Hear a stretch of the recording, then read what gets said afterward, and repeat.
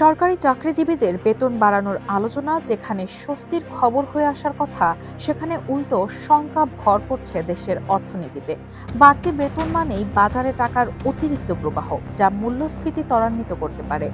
সাধারণ মানুষ যে সাশ্রয়ী জীবনযাত্রার আশা করছিল, সেই আশা পরিণত হচ্ছে ধোঁয়াশায়। সরকারি কর্মকর্তা কর্মচারীদের মূল বেতন ১০০ থেকে ১৪৭% পর্যন্ত বাড়ানোর প্রস্তাব দিয়েছে জাতীয় বেতন কমিশন। এতে সর্বনিম্ন ২০তম গ্রেডের বেতন ৮,২০০ থেকে ২০,০০০ টাকা এবং সর্বোচ্চ প্রথম গ্রেডের বেতন ৭৮,০০০ থেকে ১,৬০,০০০ টাকায় উন্নীত হবে। তবে গ্রেড সংখ্যা থাকবে অপরিবর্তিত। বুধবার প্রধান উপদেষ্টার কাছে চূড়ান্ত প্রতিবেদন হস্তান্তর করেছে ২১ সদস্যের জাতীয় বেতন কমিশন। ২০২৬-২৭ অর্থবছরের প্রথম দিন অর্থাৎ ১ জুলাই থেকে এটি পুরোপুরি বাস্তবায়নের কথা রয়েছে। বেতন বাড়ালে তেমন লাভ হবে না বলে মনে করেন পরিকল্পনা কমিশনের কর্মকর্তা কর্মচারীরা। বেতন বাড়ার সঙ্গে সঙ্গে বাজারে পণ্যের দামও ১.৫-২ গুণ বেড়ে যেতে পারে বলে আশঙ্কা তাদের। তাই বেতন বাড়ানোর আগে মূল্যস্ফীতি নিয়ন্ত্রণে জোর দেওয়ার দাবি তাদের।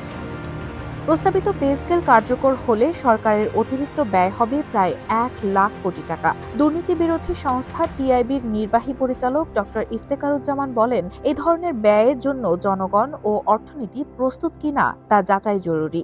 সরকারের রাজস্ব সক্ষমতা এবং এর দীর্ঘমেয়াদী প্রভাব বিশ্লেষণ না করে পে স্কেল বাস্তবায়ন ঝুঁকিপূর্ণ হবার আশঙ্কা টিআইবির।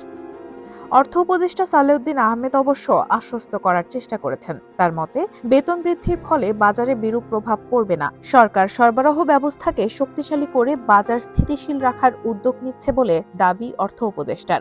পে কমিশনের সুপারিশ বাস্তবায়ন জটিল বিষয় এবং সাধারণত এটি পর্যালোচনায় ৩-৪ মাস সময় লাগতে পারে বলেও জানান তিনি। এত টাকার যোগান কোথা থেকে আসবে সেটা খোলাসা করতে হবে সরকারকে। তবে জনগণের ভ্যাট ট্যাক্সের টাকাই যে মূল উৎস তাতে সংশয় নেই। সেই সঙ্গে সাধারণের আয় না বাড়লেও বাজারে দাম বাড়া থেমে থাকবে না।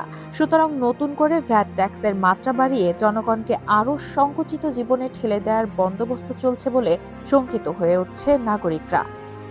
সব মিলিয়ে নতুন পে স্কেল সরকারি চাকরিজীবীদের জন্য স্বস্তির খবর হলেও বিপুল ব্যয় এবং রাজস্ব ঘাটতির প্রেক্ষাপটে উদ্বেগ তৈরি করছে জনমনে।